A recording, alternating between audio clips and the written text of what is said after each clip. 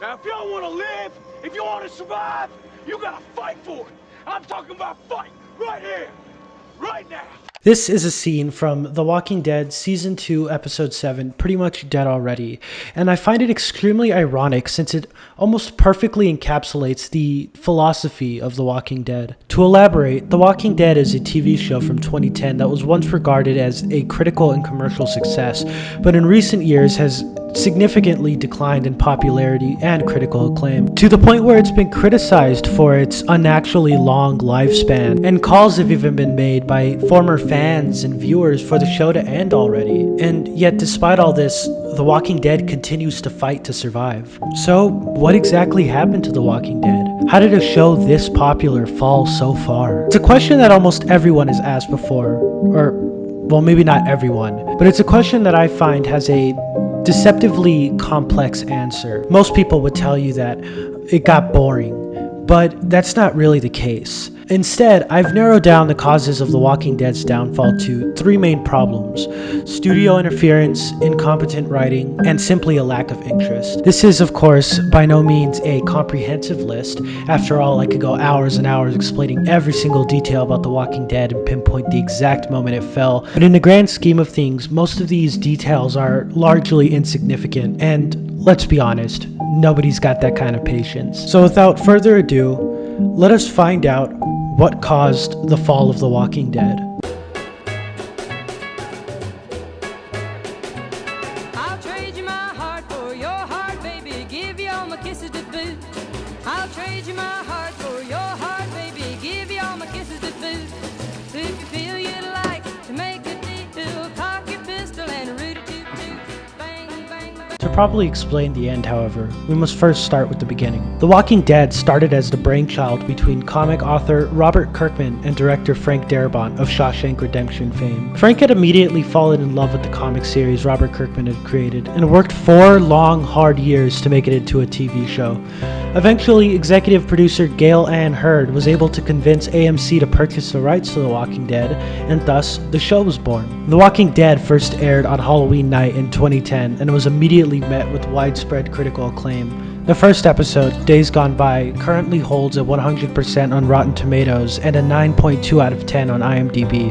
It also won an Emmy for prosthetic makeup and an American Cinema Editors Award for Best Edited 1-Hour Series for Commercial Television. And that's not even counting the 5.35 million viewers it got in the first day, setting the bar extremely high for the episodes to come. And boy, did those episodes not disappoint. By the time Season 5 rolled around, the show was getting an average of 13.7 million viewers, numbers that other shows hadn't even seen before. And while that was going on, The Walking Dead was getting spin-offs, miniseries, video game tie-ins, merchandise. It was safe to say that The Walking Dead had reached a golden age in its lifespan. But soon, that would all come crashing down with the much-hated Season 7. There's some holes in these A plots. lot of holes. That show I used to love. I loved that show for the first few seasons. Yeah. It was a great show for like the first 2 or 3 seasons. I watched it up until Rick, the main guy, left. Oh, I didn't get that far. And well, spoiler alert. Yeah, when they killed Glenn, I was like, I'm done. The day they killed Glenn. that was a bummer. It was the way they did it too. It was Yeah. like, what? And you guys got no respect for your main characters. Smashing Yeah. his head in. And I saw the dude who played Glenn. I saw him out somewhere. I want to say it was out of UFC. It might have been out of UFC in the crowd. He was somewhere in the crowd, but he looked depressed. Oh, like he was bummed out about his character Yes. getting killed that way? I mean, can you imagine if you're on a show and you're one of the big players on the show? I mean, he was one of the main guys. yeah. And one of the more interesting guys. And he's on this show for 5, 6 years or whatever it was. And then one day they just baseball bat you. This new guy Yeah. baseball bats you. Now, that's not to say that the show had been perfect before Season 7, however, as The Walking Dead had been dealing with these same problems since its inception in 2010. Take Season 2, for example, a season that has divided fans for years. Good or not, ultimately what Seasons 2 and 3 show are 2 of the 3 main issues that have still plagued the show after so many years: studio interference and poor writing. Early into Season 2's production, AMC decided to slash The Walking Dead's budget by 20% and then doubled the number of The Walking Dead's episodes. Frank Darabont, who at the time still had nearly full creative control of The Walking Dead, was then fired under suspiciously vague circumstances for the time. Now, even to this day, details surrounding this firing are still hard to come by. The best anybody can come up with is that he was just very problematic, but even that should be taken with a big grain of salt since AMC has a pretty long history of doing things like this. Replacing Frank Darabont was Glenn Mazzara, who would act as The Walking Dead showrunner for seasons 2 and 3, but would eventually leave for similar reasons to Frank Darabont, saying, "There's no way you can take every note. There's no way you can make everybody happy. So I'd just sort of go through and do a rewrite on the entire script, trying to include all those different voices, all of those different perspectives. At the end of the day, though, you're never going to get consensus. So that's where I have to say, I feel this is the best possible script. At the end of the day, somebody has to make the call. Otherwise, it's just chaos." It was clear that past season 1, AMC had already dug their fingers into the show and didn't plan on letting go anytime soon. They would continue to interfere with the writing process, telling writers to add things and take things out to make it more palatable, and this led to a sort of fatigue where writers would fall into the same tropes over and over and over again. And on top of that, AMC kept extending seasons, going from 6 to 13, then to 16, and more recently 22, and are planning to make the final season a whole 24 episodes. These extensions led to the creation of what are called filler episodes, which are essentially just one-off stories that have no real stake in the overall plot. And while not inherently bad, when these start to pile up, they really make the show feel bloated, and this would bore viewers and drive them away, as every episode was just a constant waste of their time. So it would not only take you out of the plot, but take you out of the show entirely. And this is where I get to my next point: incompetent writing. Hot diggity dog! This place is magnificent. Although this is entirely subjective, I believe that The Walking Dead has been wasting its potential for new and interesting plot lines by killing off characters and falling into the same old tropes. Typically, The Walking Dead will follow this formula.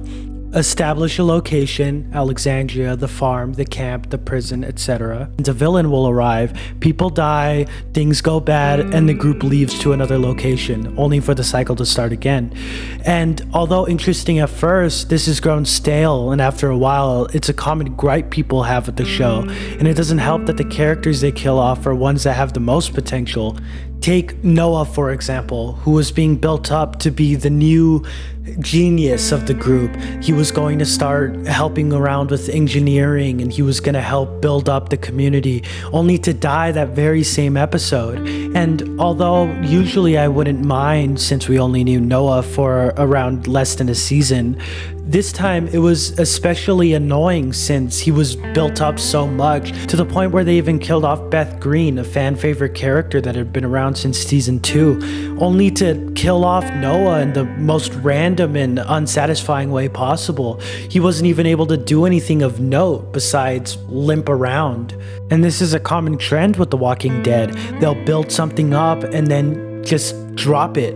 It's extremely annoying, and it kind of bores you and disappoints you as your bitterness grows and grows and pushes you further and further away from the show, which isn't good at all. And this all culminates in season 7, which is widely regarded as one of, if not the worst season of The Walking Dead, and is commonly placed at the bottom of everyone's rankings. And this is mainly because of a melodramatic and overly depressing tone, coupled with a bunch of filler episodes that do little to advance the plot. I mean, Negan, the season's main villain, only shows up in a couple of episodes. Needless to say, season 7 was the death blow to the show. By the time season 8's premiere was released, ratings and views had dropped considerably and never really reached the same heights that they did before. I mean, just look at this graph. What this demonstrates is the third problem plaguing The Walking Dead today, which is a growing lack of interest. This problem is different from the other two in that it only appeared in recent years and is more visibly evident in the show's increasing decline in viewership. To elaborate, The Walking Dead began in an era in which zombie media was reaching its peak in pop culture. There were movies, video games, and even TV show parodies, as well as actual TV shows. Eventually, however, the zombie market became oversaturated, meaning that people grew tired of it and began to stop consuming it, similar to how you get sick after eating a lot of cake. By the time The Walking Dead was reaching the end of its 6th season, this oversaturation was becoming extremely apparent, and by the time season 8 had begun, it had completely taken over. It also didn't help that the previously mentioned incompetent writing had already been driving viewers away for 2 years by that point. Essentially, the new negative stigma around The Walking Dead was the final nail in the coffin that led to The Walking Dead's ultimate downfall. To summarize, AMC caused many of the problems plaguing The Walking Dead today by interfering with the creative process, thus forcing writers to make questionable decisions and disillusion viewers, and an increased distaste towards zombie media made these crippling flaws evident to everyone watching, which is an admittedly small number now after 4 years of hemorrhaging viewers. But does this make The Walking Dead a bad show? No. Like it or not, The Walking Dead is still a relatively good show, and it still has viewership numbers, budget, and a fan base that other shows will never even see in their lifetime. So, at the end of the day, The Walking Dead still has the potential to be a good show, and although they will most likely never reach the same viewership levels as their golden age, they still have a chance to redeem themselves. There have even been indications of this happening, as the most recent episode, Here's Negan, has one of the highest ratings in the show's history, meaning that The Walking Dead is still capable of being good. As long as the show continues to subvert old tropes, write interesting new plot lines, and develop characters, they have a solid chance of returning to the spotlight, but it will be far harder than it was before.